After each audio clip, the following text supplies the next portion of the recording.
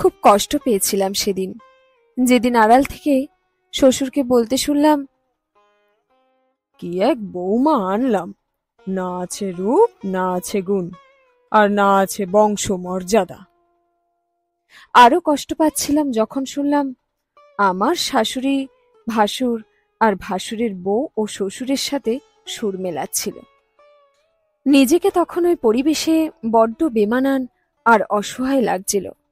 ভেতরটা দুমড়ে মুচড়ে যাচ্ছিল, কিন্তু প্রকাশ করলাম না। আমার যা আমার থেকে সুন্দরী আর বয়স কম, এই নিয়ে শাশুড়ির অভিযোগের শেষ ছিল না। আমি তানিয়া, MBA পড়ছি, বয়স 25। তানিমকে ভালোবেসেছিলাম ঠিকই, কিন্তু বিয়ে করেছিলাম দুই পরিবারের সম্মতিতে।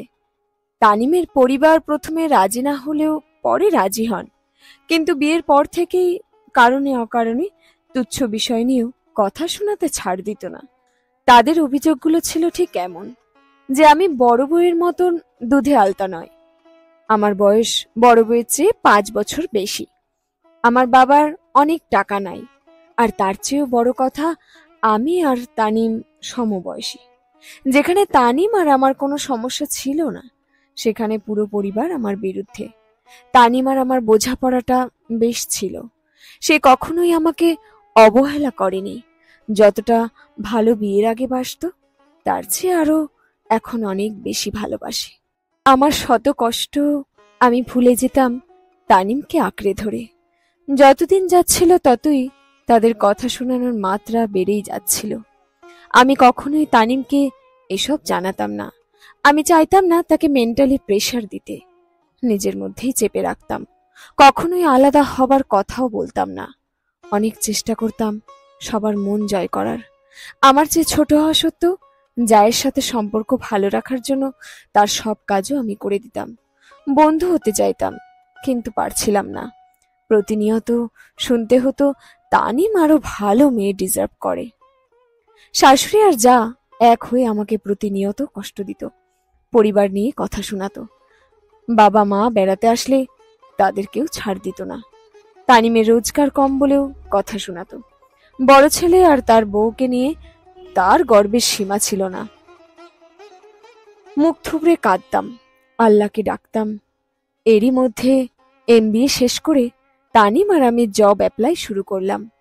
তানিমের একটি বেসরকারি কোম্পানিতে ভালো পদে চাকরি হলেও আমার হচ্ছিল না। হতাশ হইনি, চেষ্টা চালিয়ে যাচ্ছিলাম। জবের কথা শুনেই সবার মাথা গরম। ঘরের বউ বাইরে চাকরি করলে ছেলেকে টাইম দিতে পারবে না, চাকরিওয়ালা মেয়েদের সংসার টিকবে না। আল্লাহর রহমতে আমার একটি সরকারি প্রতিষ্ঠানে উচ্চ পদে চাকরি হয়। আমি আর তানিম আলাদা বাসা নিয়ে ঢাকায় অফিসের পাশেই ভাড়া থাকতে শুরু করলাম। নিজেদের মতো করে সংসার শুরু করলাম। দুজনেই দুজনের বাবা মায়ের খরচ স্বরূপ সাধ্যমতো টাকা পাঠাতাম। এরই মধ্যে ঘর আলো করে আমার সন্তান রিয়াম জন্মালো। আমার শ্বশুর বাড়ির কেউ দেখতে এলো না।